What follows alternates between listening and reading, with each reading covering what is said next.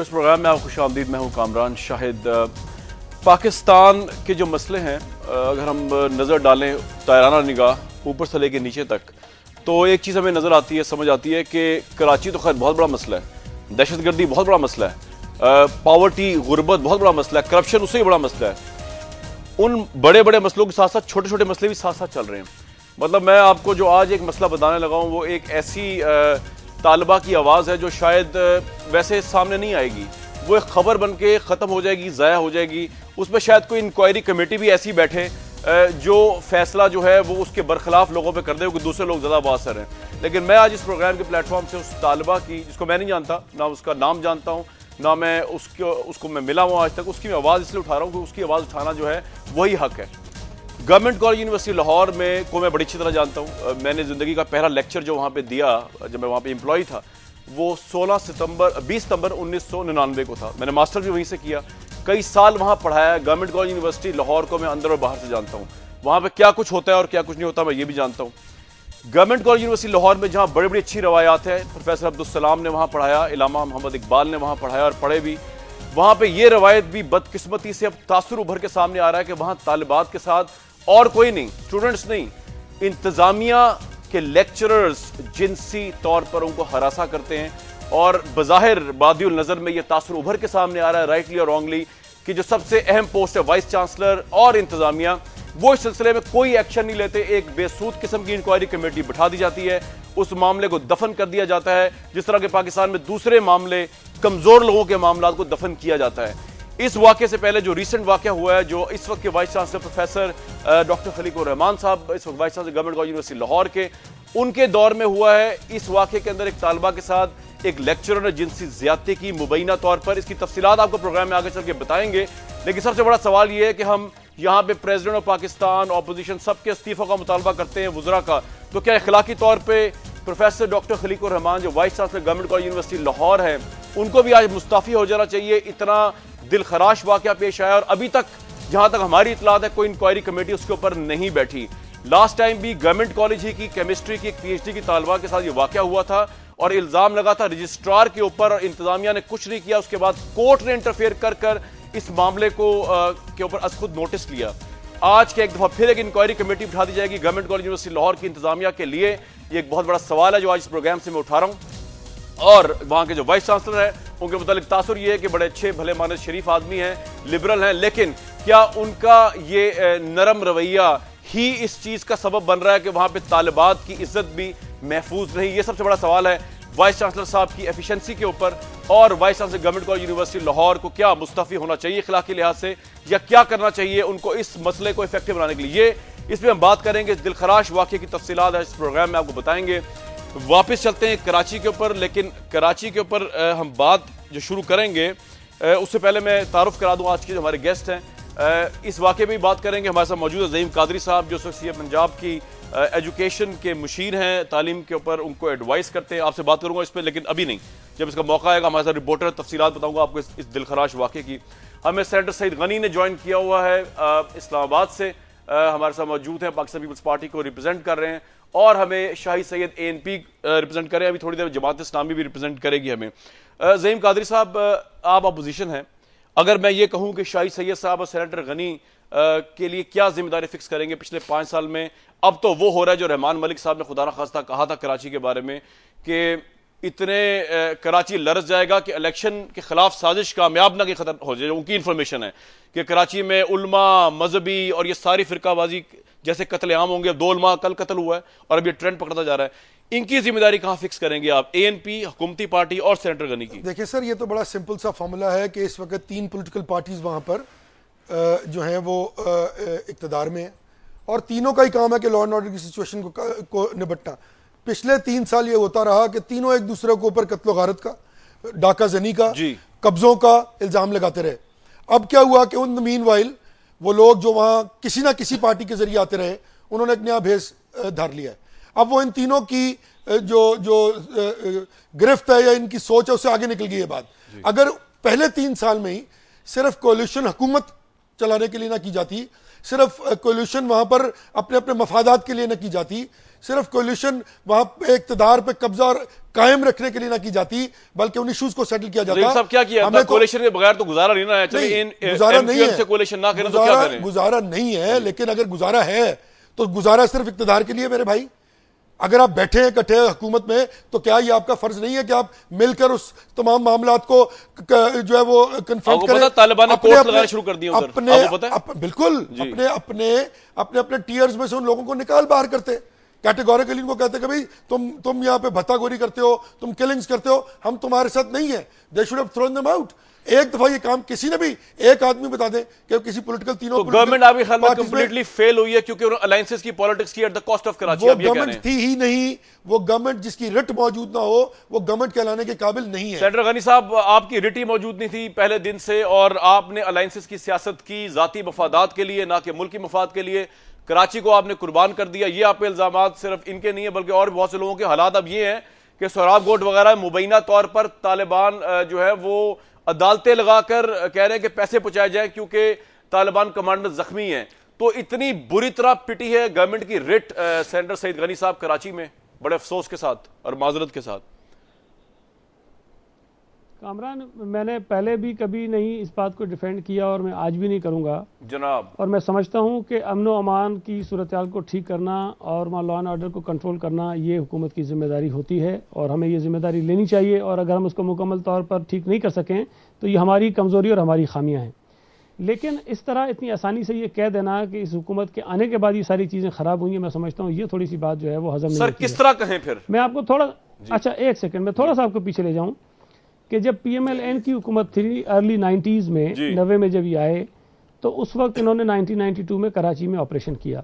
यकीनी तौर पर हालात इतने ख़राब होंगे कि इनको वहाँ पर फौजी ऑपरेशन करना पड़ा और उसका भी कोई हल नहीं निकला। और फिर जब पीपल्स पार्टी की हुकूमत आई तो हमने फ़ौज को वापस भेजकर वहाँ पुलिस के थ्रू ऑपरेशन किया।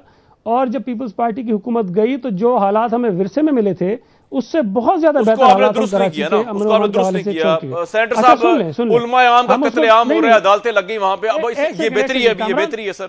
कामरान, कामरान मेरी बात पूरी सुन लें। मैं आपको बता रहा हूँ 96 में जब हमारी गवर्नमेंट खत्म हुई तो वहां पर हालात बहुत बेहतर थे उस वक्त से जब हमें हुकूमत 93 में मिली थी। लेकिन अच्छा सुन लेना ज़हीर साहब, सुन ले। देखें अब आप हमारे देखें अच्छा सुन तो ले, मैं भाई सुन तो लेना। आप 2012 पर आ जाए, 2012-13 पे, 2012-13 पे आ जाए। ये बहुत जरूरी है। 8 को आपको 2008 में इक़्तिदार मिला, आपने 8 में क्या किया ये बताइए। अच्छा मेरी बात तो सुन लेना मेरे भाई। अब मुझे आप पूरी बात करने नहीं देंगे तो आपकी समझ में नहीं आएगी। ठीक है जल्दी कर लेंगे। जी 96 में जब हमारी गवर्नमेंट खत्म हुई तो सबसे बड़ा इल्जाम जो हमारी हुकूमत के ऊपर लगा वो ये था कि जी कराची में आपने एक्स्ट्रा जुडिशियल किलिंग्स की हैं, इसकी बिना पर आपकी हुकूमत खत्म की जा रही है। और भी इल्जाम आते हैं लेकिन पहला इल्जाम ये था जी। अब आ जाए 2008 में जब हमारी हुकूमत आई और उससे पहले जब PMLN 97 में आई हमारी हुकूमत के बाद तो इन्होंने 1998 में असम्बली को सस्पेंड किया और वहां पर अपना एडवाइजर लगाया, चीफ एडवाइजर करके। और वो भी जवाब ये था कि कराची के हालात ठीक नहीं थे इसलिए उन्होंने असम्बली को सस्पेंड कर दिया। उसके बाद जनरल मुशर्रफ का दौर आया।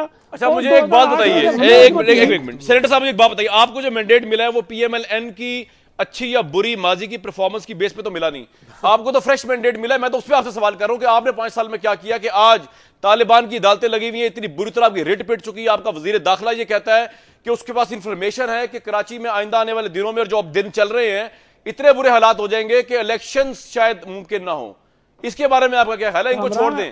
मैं अच्छा नहीं माजी को इस तरह नहीं छोड़ सकते हैं आप। अच्छा आप ना मैं सिर्फ आपको ये साबित करना चाहता हूं मेरे भाई जनाब कि अगर आज हमारी हुकूमत लॉ एंड ऑर्डर को ठीक नहीं कर सकी, जो हमारी जिम्मेदारी है, मैंने इस बात से तो डिसएग्री नहीं किया, हमारी जिम्मेदारी है, हम ठीक नहीं कर सके। लेकिन इससे पहले जितनी हुकूमतें आई PMLN की हो या पीपल्स पार्टी की हो या किसी और की हो, उनके दिनों में भी हालात को इतने अच्छे नहीं थे।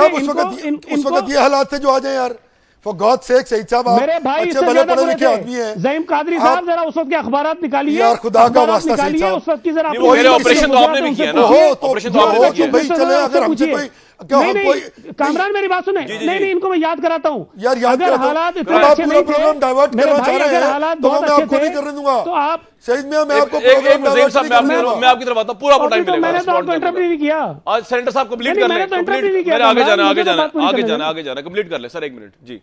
अच्छा, मैं सिर्फ ये कहना चाहता हूं मेरे भाई, अगर हालात बहुत अच्छे थे तो आपने मिलिट्री कोर्ट्स क्यों बनाई?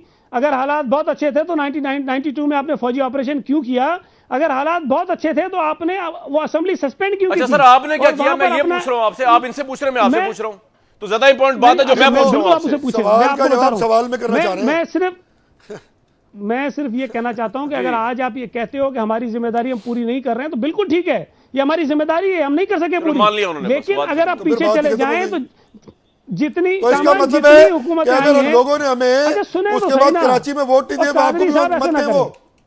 ठीक है। अच्छा, अल्लाह के बंदे मेरी बात पूरी सुन लो। मैं सिर्फ ये कहता हूं कि हमसे पहले भी नहीं शिकस्त नहीं तस्लीम की। मैं ये आपको कह रहा हूं कि हमसे पहले जितनी हुकूमतें आई हैं हर दौर में ये हालात रहे हैं और उन्होंने कोई ऐसे काम किए हैं जो शायद हम अभी नहीं कर पा रहे। ना हमने मिलिट्री कोर्ट्स बनाई है, ना हम फौज से ऑपरेशन करवा रहे हैं, ना हमारे दौर में असेंबली को सस्पेंड करना पड़ा।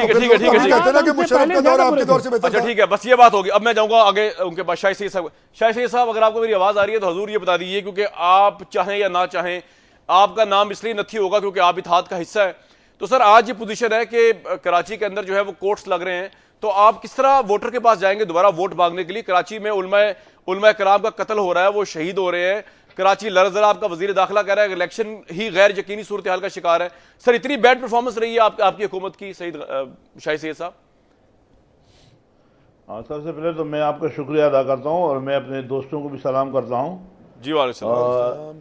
देखो, ये बात हकीकत है सैयद गनी वाली बात कि ये हालात बहुत पहले से ख़राब थे, ज़ाहिर है कोई बात नहीं है। 85 के बाद है, बाद में 70 में नवाज शरीफ ने किया, पीपल पार्टी ने पहले अदवार में किया, मुशर्रफ ने किया, ये बातें भूल जाए।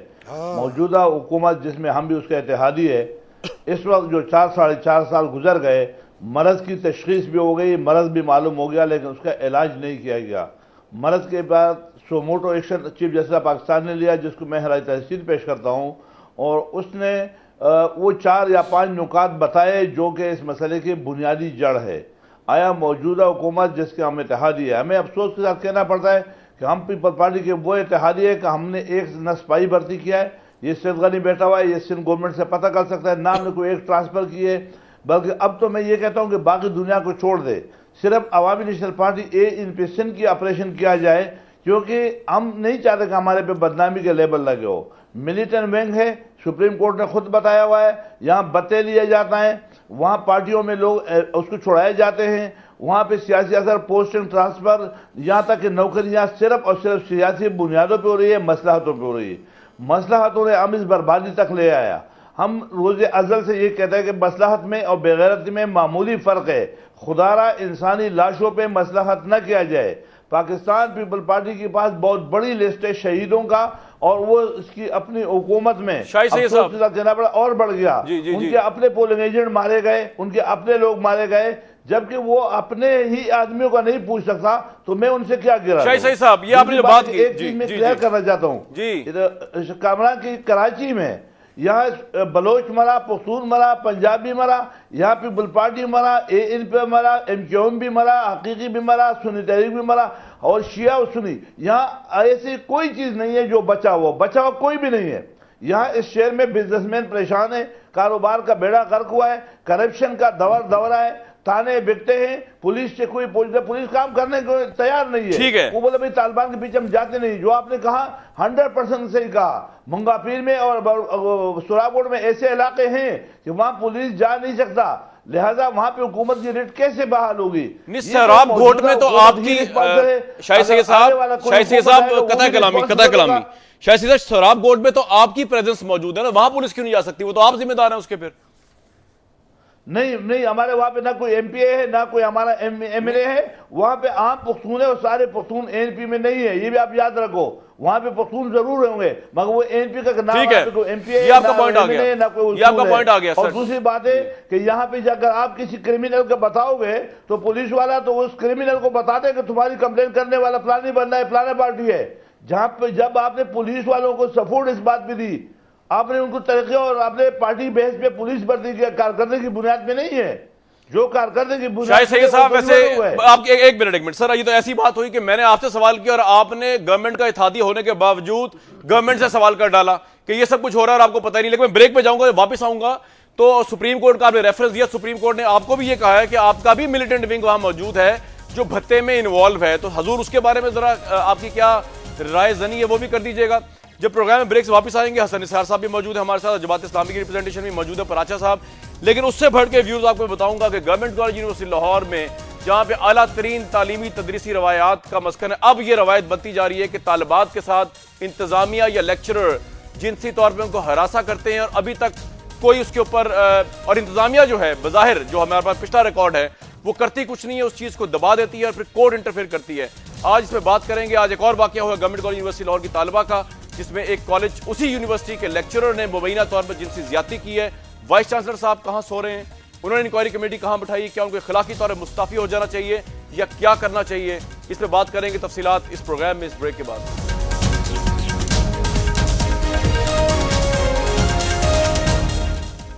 इस प्रोग्राम में आपको दोबारा खुशामदीद कहते हैं। प्रोग्राम में अब से कुछ देर बाद कराची में बात करें, प्रोग्राम में कुछ देर बाद में आपको वो वाकया जरूर बताऊंगा, उसकी तफसीलात बड़ी दिलखराश हैं, जब एक तालिबा को गवर्नमेंट कॉलेज यूनिवर्सिटी लाहौर के वहीं के लेक्चरर मुबैना तौर पर जिनसी तौर पर हरासा करने की कोशिश की और एक इवेंट भी कर दिया, जो आपको बताऊंगा किया क्या।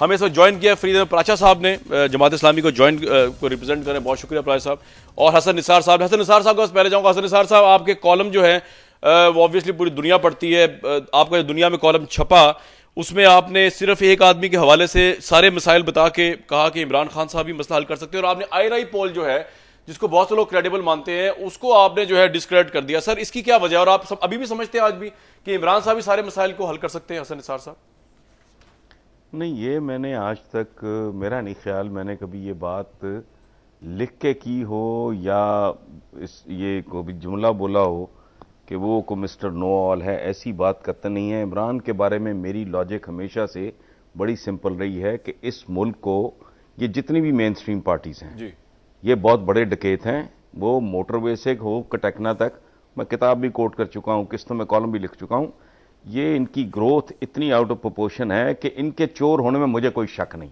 जो इन पे आशिक हैं उनको बात समझ में नहीं आएगी, लेकिन ये मुल्क बर्बाद कर देंगे। मैं कहता हूं कि इस मुल्क में ना उसको कोई ज्यादा कोई अरस्तू चाहिए, ना आपको कोई यहां को प्लेटो चाहिए, एक सिर्फ ऑनेस्ट आदमी हो जो ना लूटे और ना लूटने दे। मैंने सिर्फ ये लिखा है, ठीक है, कि उस हुक्मरान में कोई और दूसरी क्वालिटी हो ही ना, मुझे कबूल है।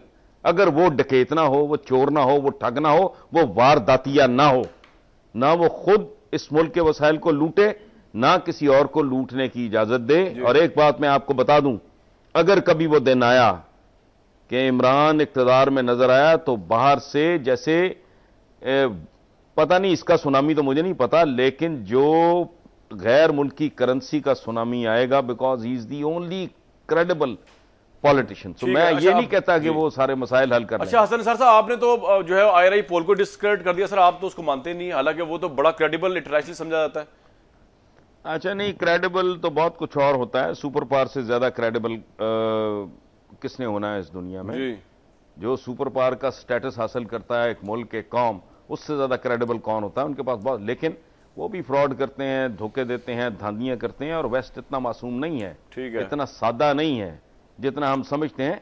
और यहां बहुत बहुत बड़ा ताजर मौजूद है। यहां का जो सियासतदान जो बुनियादी तौर पर सनतकार है, जो दस्तकार से सनतकार और सनतकार से सरमायादार हुआ, उससे बड़ा वारदातिया कौन हो सकता है? ठीक है। So they can do anything and they can go to any extent. अच्छा। असल बात यह है कि अभी इलेक्शन का अनाउंस नहीं हुआ, बहुत बड़ा क्वेश्चन मार्क है कि इन मनहूस इंतखाबात ने होना भी है कि नहीं होना, केयर टेकर्स ने आना है, कब जाना है, अभी से सर्वे इनकी वैसे कोई अहमियत नहीं है। अच्छा, आप मेरी बात ना माने, मैं कहता हूं ये लिफाफा सर्वे था, आप कहें नहीं, I agree with you, but it is too early.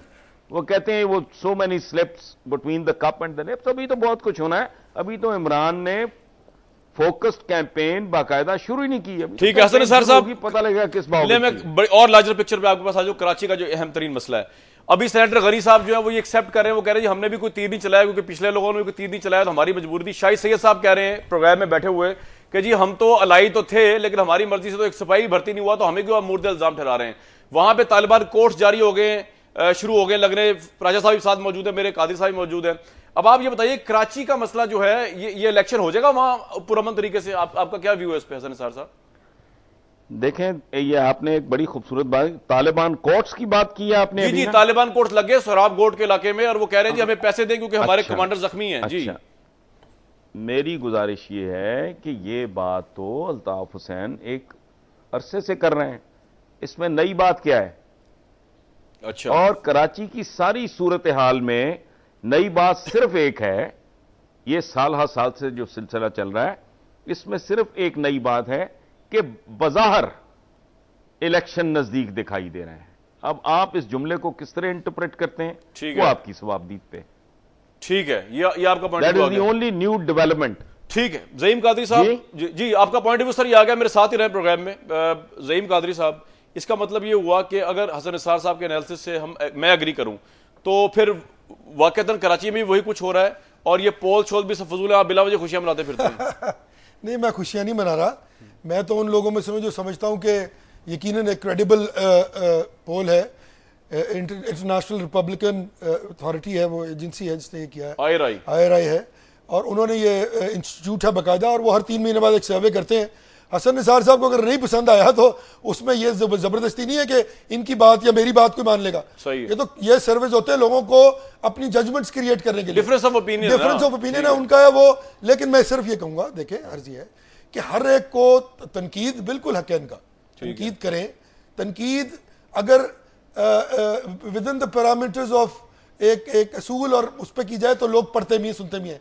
अगर वो किसी जाती बुनियाद पे की जाए या जाती गुस्से में आके की जाए तो फिर वो तनकीद जो है वो अपना असर खो देती है। तो अर्ज सिर्फ ये है कि तनकीद बिल्कुल करें, तनकीद करने का हक है इनको, अगर मुस्बत तनकीद करें। लेकिन जो अल्फाज इस्तेमाल कर जाते हैं कई दफा, उस पर मुझे इतराज है, बड़ी दफा है, और इनके कॉलम पे भी होता है, इनके प्रोग्राम पे भी होता है, लोगों ने एक्सेप्ट किया उसको। नहीं, वो ठीक बात है। लेकिन जहां तक बात है सर्वे की, तो सर्वे मैंने नहीं किया, IRI ने किया, और मेरे पास तो किसी भी पार्टी के पास इतने पैसे नहीं है कि वो एक इंटरनेशनल इतने बड़े इंस्टीट्यूट को खरीद ले। तो ये बार लोग जानते हैं, लोग पढ़ते हैं, लोग उसको मानते हैं। और आप देखें कि जो सर्वेज उन्होंने अमेरिका में किए, वो सर्विस ऑफिसर दुरुस्त एग्जिट पोल जो थे। चलिए आपका पॉइंट मैंने नहीं किए, ठीक है, वो उन्होंने किए। जरा बात करूं थोड़ी सी। जी कर लीजिए सेनेटर साहब, आप कौन रोक सकता है? जी कहिए, आप कौन रोक सकता है? जी, क्योंकि आपकी पोजीशन नंबर 3 पे सर्वे में, आप भी कर लीजिए बात को। जी, जी, जी, मैं आपने भी चूंकि कहा बड़े क्रेडिबल हैं, इसलिए मैं थोड़ी सी आपको मिसाल दे देता हूं।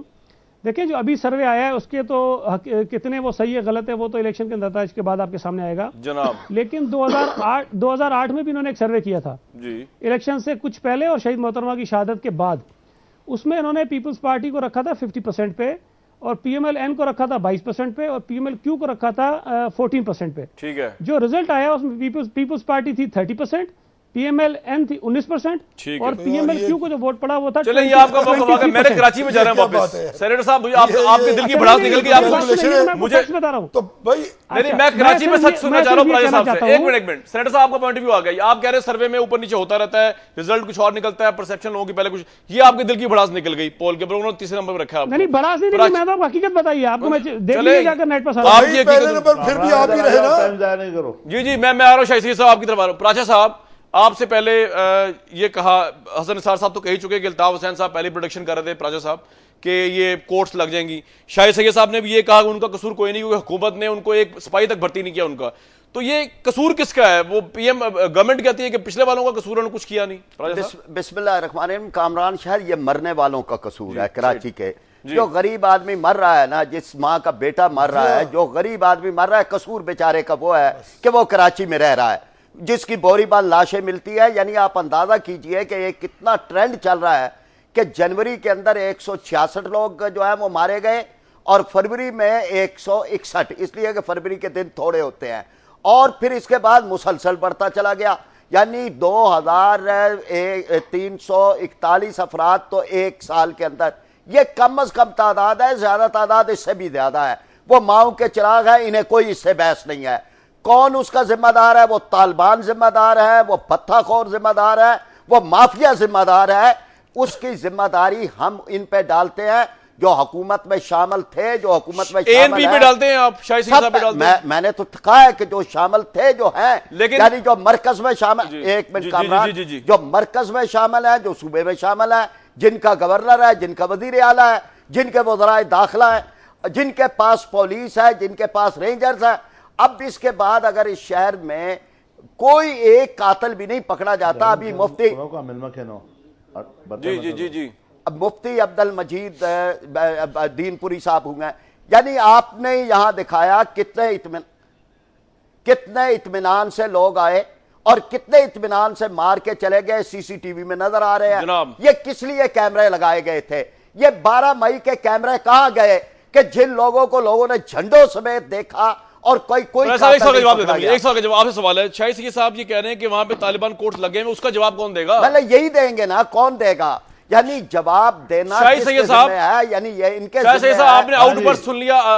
हसन निसार साहब ने भी कहा जी, अल्ताफ हुसैन साहब एक अरसे से ये बात कह रहे थे और आप लोग शायद उस वक्त नहीं मान रहे थे। अब राजा साहब भी कह रहे हैं जिम्मेदारी आप ही की फिक्स होती है। शाहिद सईद साहब at the end of the day आप हुकूमत में थे हजूर, सूबे का नाम चेंज कराया आपने जरदारी साहब से, तो ये भी काम करा लेते कि अलायंस की पॉलिटिक्स ना करो। कामरान साहब, मैं इन सारे दोस्तों की कदर करता हूं। अगर इख्तियारात के बगैर कराची के हालात सही होते तो बहुत पहले सही होते। कराची के हालात को जिसने सही करने की कोशिश की तो जुल्फ़िकार मिर्ज़ा की आज क्या हालत है, जुल्फ़िकार मिर्ज़ा कहाँ बैठा हुआ है। जो भी इस कराची को सही करने के लिए सोचेगा या बोलेगा वो कराची में नहीं रहेगा। ऐसी कई चीज़ें हकीकतें हैं और अब सबको मालूम है और हम हुकूमत के इत्तेहादी तय है। जो भी हुकूमत की बदनामी है हम उनमें बराबर के हिस्सेदार है। हमें कोई अपने ये जाविया न पता कि हम जिम्मेवार है या नहीं, हम कितने जिम्मेवार है, लेकिन हम उस जिम्मेवारी के साथ साथ अपने बड़ी इत्तेहादी को ये भी रिक्वेस्ट करते हैं कि खुदा रहा आपकी तो बदनामी हो रही है, हमारी भी मिट्टी पलीत हो रही है, खुदा के लिए आप हिम्मत करें। वो मसलहतों से काम ले रहे हैं, मसलहतों से काम लेते लेते रिकन्सिलेशन की पॉलिसियाँ रख के इंसान गिर रहे। कोई यहाँ महफूज नहीं है। यहाँ हर जुबान के लोग मारे गए, हर पार्टी के लोग मारे गए। यहाँ पे बिजनेसमैन परेशान है, गरीब परेशान है, अमीर परेशान है। ये हमारी बेहसी है। अब सिर्फ इदारों को हम देख रहे हैं कि इदारे खुद उठ करके नाम बताए। जैसा आपने पहले में से सवाल किया क्योंकि आप बंदे ज्यादा बुलाते हो, टाइम कम होता है, आपने बस सुप्रीम कोर्ट का जो सुमोटो एक्शन था उसमें हमारा भी नाम था, सब पार्टियों के मिलिटेंट होंगे। लिहाजा मैं बोलता हूं कि चीफ जस्टिस पाकिस्तान को भी किसी ने ये इंफॉर्मेशन दी होगी, उसने अपने जेब से नहीं बोला, अपने पेट से नहीं बोला हुआ। लिहाजा वो चीफ जस्टिस पाकिस्तान उस इंफॉर्मेशन वाले से पूछे कि शाहिद सईद बरमला कहता है कि आ जाओ मेरे पार्टी का ऑपरेशन करो। मैं एमक्यूएम का ऑपरेशन नहीं चाहता हूं, मैं पीपल पार्टी का ऑपरेशन नहीं चाहता हूं, मैं एएनपी का ऑपरेशन खुदा और रसूल का वास्ता देके, फौज से, रेंजर से, पुलिस से, नबी का वास्ता देके, मदीने का वास्ता देके मैं कहता हूं कि मेरी पार्टी का ऑपरेशन करो। मेरी पार्टी में अगर मिलिटेंट है, क्रिमिनल है, लैंड माफिया, ड्रग माफिया, बर्ता माफिया है, खुदा और रसूल का वास्ता देता हूं इस इदारों को आ जाए, टीवी पे उन लोगों को दिखाए, उनके मुंह पे कपड़े न डाले, कपड़े हटा के बताए कि ये बंदा है जो एनपी के नाम पे काम कर रहा था, ताकि मुझे तो पता चले। अफसोस के साथ कहना पड़ता है इल्जाम सब लगाते हैं। एग्री करते हैं नबी का वास्ता, नबी का वास्ता, खुदा और मक्के के वास्ता कि मुझे वो बता दे, वो इंफॉर्मेशन एग्री करते हैं। नहीं फिर मैं आगे चलना है, आप भी एग्री करते हैं। इल्जाम सब पे डालो और शाहिद साहब ने बहुत अच्छी बात की। हसन निसार साहब, ये ठीक है, यानी ये करना चाहिए, इनसे ही आगाज। हसन निसार साहब, आपके ख्याल में ये जो शाहिद सईद साहब प्रपोजल पेश कर रहे हैं, जी हमारे पास कोई मिलिटेंट नहीं है। अच्छा हसन निसार साहब, आपने तारीख को देखा हुआ है, शाहिद सईद साहब पॉइंट आ गया आपका। हसन निसार साहब, आपको लगता है जिस तरह ये फरमा रहे हैं कराची में एक पार्टी का ऑपरेशन फिर एक पार्टी तक महफूज तो नहीं रहेगा, महदूद तो नहीं रहेगा, वो फिर इनकी पार्टी से आगे एमक्यूएम फिर पीपल सब जगह जाएगा। ऑपरेशन हल है हसन निसार साहब कराची का? देखें, सिर्फ कराची का नहीं, पूरे पाकिस्तान को एक मेजर सर्जरी की जरूरत है। ये मैं आपको बता दूं, इस मुल्क का चप्पा चप्पा कराची है। कराची को बहुत हाईलाइट कर दिया। कराची की जियोग्राफिकली वो मतलब ओनली प्रॉपर पोर्ट, ठीक है, वो जाहिर है हमारी इकोनॉमी की वो बैकबोन है, इसलिए बहुत ज्यादा फोकस है। पूरा मुल्क, कामरान शाहिद साहब जी, या आप लंबी बात करें, नेरा कराची नहीं, पूरे पाकिस्तान को यहां बड़ा बड़ा डके। तो कभी सोचा आपने कि हमें खबर सुनाई नहीं देती अरबों से कम की करप्शन की? ये तौकीर, सादिक, ये ओगरा, ये क्या चीज है जी? वो कितने अरब, कितने खरब, इससे कम की बात ही कोई नहीं है। एक और चोर का मुझे अभी एक दोस्त बता के गया है दुबई में कि जी वो उधर जुबा पहने, वो अरबों का लिबास बना के वहां फिर रहा है। एक और डकेत है, एफेड्रीन का एक कैरेक्टर है। क्या बात कर रहे हो आप? राइट। कराची बहुत अफसोसनाक बात है, लेकिन it is not just Karachi, the entire country. इस मुल्क के जो असली स्टेक होल्डर्स हैं उनको सोचना चाहिए अब इनको लटकाओ, जिनकी जायदादें क्वीन की जायदादों से ज्यादा बढ़ गई हैं, इनका को मामला करो, हिसाब करो इनका। ठीक है, हसन निसार साहब का पॉइंट ऑफ व्यू आगा। हसन निसार साहब ने अपने कॉलम में भी ये कुछ लिखा है, उन्होंने शुरू किया है, हराम खोरी और काम चोरी हमारा तुर्रा इम्तियाज है, इसे कायम रहना चाहिए क्योंकि तुर्रा अब इसी इस्तिलाह तक महदूद मौजूद है, वरना सच तो ये है कि ना वो तुर्रे रहे ना सर, लेकिन मेरी तो मजबूरी थी कि एक तरफ तो सफर आगे उन्होंने अपना कॉलम का शुरू कर दिया है। व्यूअर्स, प्रोग्राम में वापस आएंगे तो एक तो मैं ऑब्वियसली आपको बताऊंगा गवर्नमेंट कॉलेज यूनिवर्सिटी लाहौर के में जो दिलखराज वाक़या हो उसकी तफसीलात, और उसके ऊपर जो मुशीर हैं वज़ीर आला के तालीम के, उनसे बात करने की कोशिश करते हैं। ज़हीम काजी साहब बैठे हमारे साथ, क्या एक्शन हो सकता है, turn action against such sort of trend इतने बड़े इंस्टीट्यूशन के लिए। और कराची के ऊपर बात करेंगे, हमारे जो पैनलिस्ट हैं, गवर्नमेंट की जिम्मेदारी एक दफ़ा फिर सेनेटर गनी साहब के साथ स्टैब्लिश करने की कोशिश करेंगे प्रोग्राम में ब्रेक के बाद।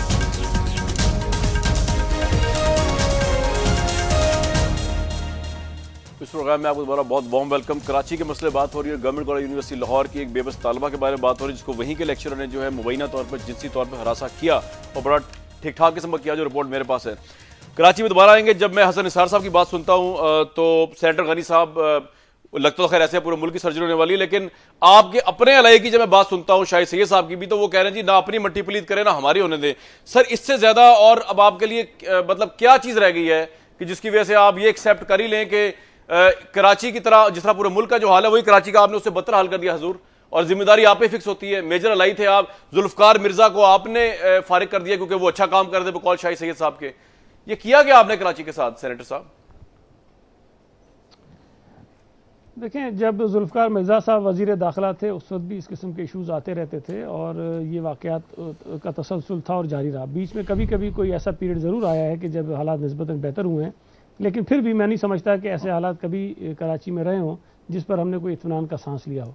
अच्छा, ये बिल्कुल मैं हसन निसार साहब की बात से भी एग्री करता हूँ कि कराची के जो मामलात हैं वो अगर आप उसको तलाश करने जाएँ उनके जवाब तो बहुत सारे हैं।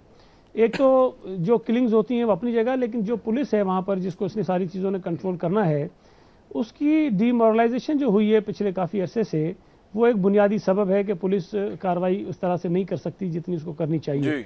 उसका एक सबब तो शायद ये है कि 90s में जो ऑपरेशन हुआ उसके बाद जिस तरह उसमें शरीक जो अफसरान थे उनकी किलिंग्स हुई, उनकी जो किलिंग्स हुई, और ये हमारे दौर से नहीं शुरू हुई, बहुत पहले से। अच्छा, मैं आपसे एक सवाल पूछूं सर, एक हाल का सवाल, ये जो तालिबान कोर्ट्स लगे हुए हैं जिनको शायद सैयद साहब कह रहे हैं उनको भी नहीं पता, उनके भी हाथ खड़े हुए में, ज़हीम कादरी साहब कह रहे हैं ऑपोजिशन के तौर पे प्राचा साहब के आप पकड़े उनको, हजूर वो आपको पता है हम अपने चैनल्स पे ब्रेक कर रहे हैं, उनके लेटर्स पढ़ा रहे हैं, कोर्ट्स लगे हुए हैं, आप गवर्नमेंट में होते हुए आपकी रिट है ही नहीं वहां तक। सर, कराची भी क्या फाटा बना दिया गया? क्या मसला है इसका? हमारे दफ्तर बन गए, शायद कामरान हमारे ऑफिस बन गए, हमारे झंडे उतारे गए, हमारे बंदों को शहीद वो देखें सुन ले बाकायदा बताया, सुन ले शायद सैयद साहब तो खुद चीख रहे हैं। पत्ते की जो पर्चियां हैं वो तो एक मुद्दत से हो रही है ना, 20 साल हो गया पत्ते की पर्चियां हर एक को पहुंच रही हैं।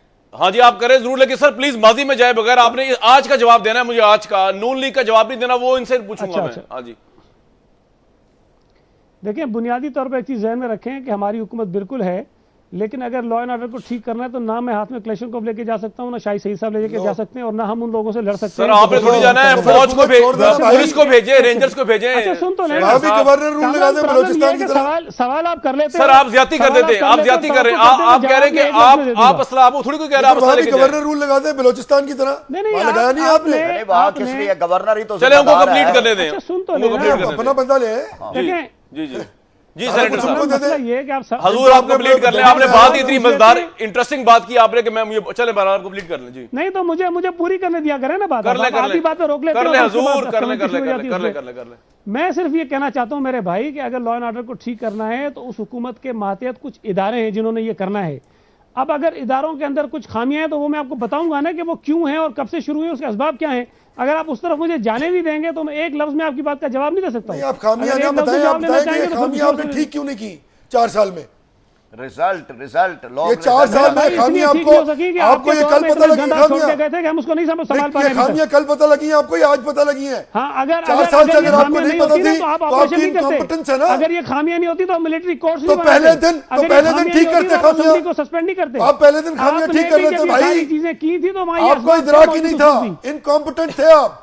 आपको पता ही नहीं था कि ये खामियां नहीं, हैं। आप ये बड़े 4 साल बाद competent आपको थे, पता इसलिए लगी। आपने वहां पे फौजी ये ऑपरेशन आपको किया 4 था। साल बाद पता नहीं, लगी आप कॉम्पिटेंट थे जो ये फौजी खामियां ऑपरेशन आपको किया पहले था। नहीं पता थी। आप कॉम्पिटेंट थे, आपने नहीं, मिलिट्री कोर्स लगा दी थी। आप चाहते नहीं, हुए आप भी अपना भी तो हाल चाहते बताएं हुए ना भी जरा। सवाल को ठीक है। डेविएट ना करें। अच्छा, आप राजा साहब जवाब की दें तरफ आऊंगा अपना। मैं। राजा साहब, ये अगर गवर्नमेंट की ये बात मान ली जाए कि मसला बहुत बड़ा है और मसला जो है वो एक गवर्नमेंट के कंट्रोल से बियॉन्ड है, तो फिर तो आप भी अगर इलेक्ट होकर आ जाए हजूर, तो आप कुछ कर नहीं सकते। देखिए ना जी, सूबाई हुकूमत इनके पास, मरकजी हुकूमत इनके पास, ये कौन किससे कह रहा है? यानी सबसे अजीबो गरीब बात और मदका खेज बात यह है कि ये मीडिया से कह रहे हैं कि हमें इख्तियारात दिलवाएं। भाई किसने इख्तियारात दिलवाए हैं? आप मरकज में हैं, आप सूबे में हैं, आप किससे इख्तियारात मांग रहे हैं? या आप बंदे मारने का, या बंदे मारने का आपने खुला लाइसेंस दिया हुआ बताएं है? जी गनी साहब। आप लोग लाशें उठा रहे हैं, फिर उसके बाद आप और कितने बंदे मारने का इख्तियार आप ले? सर एक मिनट, जी जी गनी साहब, जुमला का रिस्पॉन्ड कर दें। कामरान साहब, जब केपीके में हमारे इन भाइयों की हुकूमत थी,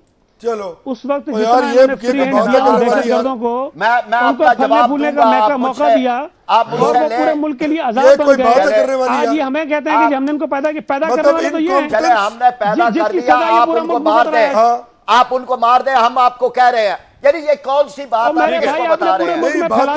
शाहिद सैयद साहब के पास जाऊंगा मैं और फिर जाना है हसन निसार साहब के पास।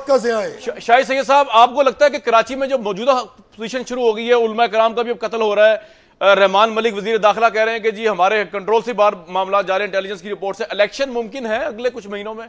शाही साहब जरा सच के दिल से इस हालात में इलेक्शन भी मुमकिन नहीं है। जो हालात है, जो रोजाना 20-25 लाशें गिर रही है, इसमें इलेक्शन दूर की बात है। सबसे पहले खुदा और के लिए इसका लोगों को अमन चाहिए। राइट, ठीक है, बहुत शुक्रिया आपको। शाही साहब, आपका पॉइंट आ गया। बीमारी बीमारी है, लेकिन बीमारी का ऑपरेशन करना लाजमी है। और ये फोर्स पख्तूनों को मारने के लिए नहीं बनी। स्वात में और बुनेर में तो आप ऑपरेशन करो। कराची में जब फौज की ऑपरेशन की बात आती है तो सबके कान। हसन निसार साहब, आपकी गुफ्तगू सुनने के बाद तो मुझे कुछ ऐसा तासुर भर रहा है, correct me if I am wrong, कि आप ये चाहते हैं कि पाकिस्तान में पहले एक ऐसी हुकूमत आए जो शफाफ तरीके से एहतसाब करे सबका और फिर इलेक्शन हो। हसन साहब, ऐसी बात है? आपका अंदाजा बिल्कुल ठीक है और इसके अलावा कोई हल नहीं है। और अगर इसको तेजी से एड्रेस ना किया गया जनाब, तो फिर मुझे तो मामला जो है ना, मुकम्मल तौर पे ये मुल्क हाथ से वैसे ही निकल चुका है। ये किसी के बस की बात ही नहीं रह गया। अब जब तक कोई मैं देखें, बात सुने, कराची कराची कराची कह रहे हो आप, ये ऐसे ही है जैसे कह दिया कि जी इसको लंग्स का कैंसर है, इसके पैंक्रियास को कैंसर है, भाई पूरा जिस्म तो खत्म हो गया। फिर कराची पाकिस्तान का चेहरा है, अगर वो इतना दागदार है तो बाकी जिस्म तो देखो क्या है। ये चंद दिन पहले शहबाज शरीफ चीख रहा था, इतने वसाइल दिए पुलिस को, लॉ एंड ऑर्डर ठीक करो, 5 साल में इनसे थाना कल्चर तब्दील हुआ। बहुत इससे पहले इनको जब इख्तिदार मिला, थाना कल्चर बदलेंगे, तब्दील हुआ। मॉडर्न पुलिस स्टेशन ने अपना किरदार अदा किया है। और बहरहाल भाई मैं तो आपके सीएम की बात कर रहा हूं ना, जो कह रहा है कि कोई तब्दीली लाओ, ला रहे हैं ना सर, आ रही है, आई है, कर रहा हूं, जो कह रहा है कोई बेहतरी लाएं। हमने आपको इतने वसाइल दिए, कोई बेहतरी नहीं कर रहे हैं। ये जब तक हाथ पे आकर मेजर सर्जरी नहीं होती कर रही है, तो वो तो मैं हाजिर हूं आपके लिए। इस मुल्क के ना इलेक्शन में से कुछ निकलेगा। ठीक है, ये मुर्दे के अंदर से मुर्दा बरामद होगा। देखिए ये तो है, ये आपका पॉइंट आ गया। एक बिल्कुल जी प्रॉपर एनवायरमेंट नहीं होता, अकाउंटेबिलिटी नहीं होती। आप दोबारा बहुत शुक्रिया हसन निसार साहब का पॉइंट ऑफ व्यू आ गया। मुझे स्टोरी पे आपका पॉइंट ऑफ व्यू मिला। जी जी जी, जिनके जरिए से ये ऑपरेशन करवा रहे हैं उन्हीं ने तो ये सारे मसाइल पैदा किए। ये आपका पॉइंट आ गया, आप जिसकी बात रेफर कर रहे हैं। अब मैं आपसे राय भी लूंगा, लेकिन एक मिनट। सलीम शेख हमारे रिपोर्टर हैं, एजुकेशन बीट कवर करते हैं। सलीम शेख साहब, प्रोग्राम के शुरू में मैंने बताया एक बड़ा दिलखराश वाकया पेश आया कि गवर्नमेंट यूनिवर्सिटी लाहौर की तालिबा जो है, उसको वहीं के लेक्चरर ने जो है जिनसी तौर पर हरासा करने की कोशिश की और किया भी बहुत हद तक। तफसीलात बताएंगे नाम लिए बगैर तालिबा का। जी तालिबा का नाम देना तो वैसे भी बहुत बड़ी ज्यादती होगी, क्योंकि वो तो फिर पूरी दुनिया में बदनाम हो जाएगी। जो लेक्चरर है उसका नाम लेना बड़ा ज़रूरी है, क्योंकि वो लेक्चरर है नदीम शेख, पॉलिटिकल साइंस के वो लेक्चरर है। और उन्होंने चंद रोज़ कबल जो है वो एक तालिबा को जिनसी तौर पर हरासा करने की कोशिश की और वो तालिबा जो है बड़ी मुश्किल से अपनी इज्जत बचा के वहाँ से निकली है। और जब वो अपनी इज्जत बचा के बाहर निकली है तो फिर वो फौरी तौर पर वीसी ऑफिस गई है और वीसी ऑफिस में जाकर एक तहरीरी तौर पर दरख्वास्त दी गई है और उसमें कहा गया है कि मुझे नदीम शेख ने जो है हरासा करने की कोशिश की। कपड़ों को भी उन्होंने फाड़ने की कोशिश की है, फाड़े जी बिल्कुल, ये इस तरह का अच्छा मुझे सलीम शेख साहब एक बात बताएं, इससे पहले भी गवर्नमेंट कॉलेज के अंदर ये वाकया हो चुका है, केमिस्ट्री की पीएचडी की तालिबा ने registrar government college university Lahore पे इल्जाम लगाया, इंक्वायरी बैठी, कुछ नहीं हुआ, कोर्ट पंजाब यूनिवर्सिटी में भी हो चुका है, ये पंजाब यूनिवर्सिटी में भी हो चुका है, पंजाब यूनिवर्सिटी में भी हो चुका है, काजी यूनिवर्सिटी इस्लामाबाद में भी हो चुका है, नो डाउट अबाउट इट। तो अब मुझे सर ये बताइए कि अब इंक्वायरी कितनी इफेक्टिव हो सकती है? आपको लगता है कोर्ट बीच में आएगी या ये सीएम पंजाब के मुशीर बैठे, इनको कुछ पूछूं मैं?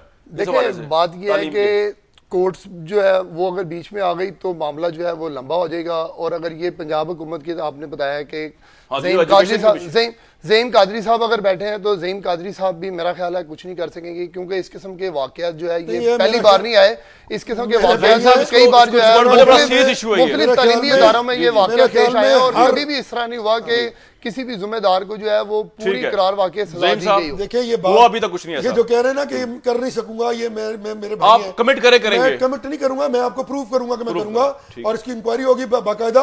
और अगर जो भी इसमें लोग मुलव्वस पाए गए, मैं आपको वाउच करता हूं इस बात को कि सीरियस नोटिस लिया जाएगा इंतजामिया मुलव्वस है अगेंस्ट द इंटायर एस्टैब्लिशमेंट। अगर ये बात जो है दुरुस्त साबित हुई, बाकायदा इंक्वायरी होगी और इंक्वायरी होनी चाहिए, गो के वो ऑटोनमस बॉडी है, लेकिन 18th अमेंडमेंट लॉ ऑर्डर का मसला है, बिल्कुल आपकी जिम्मेदारी है, ये हमारी जिम्मेदारी है, ये हमारी जिम्मेदारी है। ऐसे देखे ना, ऐसे उस्ताद जो रूहानी बाप है, ये तोहमत है यानी उस्ताद के नाम पर कत्ल है, इबरत का निशान बनाना चाहिए। कमेटियां वगैरह कुछ नहीं होती, और मखलूत तालीम की तरफ भी देखे जरा, यहाँ अब ये तो कुछ और, ये कुछ और आप लेकिन मैं उस पर आऊंगा दोबारा। व्यूअर्स, आज का प्रोग्राम कराची पे हमेशा कंक्लूजन करते हैं, मैं आज कंक्लूजन कर रहा हूँ उस लड़की के ऊपर जिसके साथ ये वाकया पेश आया। गवर्नमेंट कॉलेज यूनिवर्सिटी लाहौर के वाइस चांसलर से हम इस प्रोग्राम के प्लेटफॉर्म से कहते हैं, या तो इखलाकी तौर पर मुस्तफी हो जाए और कुछ कर नहीं सकते, अपनी जिम्मेदारी कबूल करें। अगर आपकी वजह से इतना माहौल लिबरल है वहां का कि सब कुछ हो रहा है, तो फिर अपनी जिम्मेदारी कबूल करते हुए मुस्तफी हो जाए, नहीं तो कुछ करें। अदरवाइज ये बड़ा गंदा ट्रेंड है, ये बहुत बड़ा इंस्टीट्यूट है, इससे मुंसलिक यादें जो है अब्दुल सलाम और इलामा इकबाल की है, ना कि ये कि इंतजामिया एलबाई प्रोवाइड करती है, शेल्टर प्रोवाइड करती है ऐसे लेक्चरर्स को जो मुबैना तौर पर मुलव्विस हैं इतने गंदे खेल में। आज का प्रोग्राम मुझे कल तक इस प्रोग्राम के प्लेटफॉर्म से इजाजत दीजिए।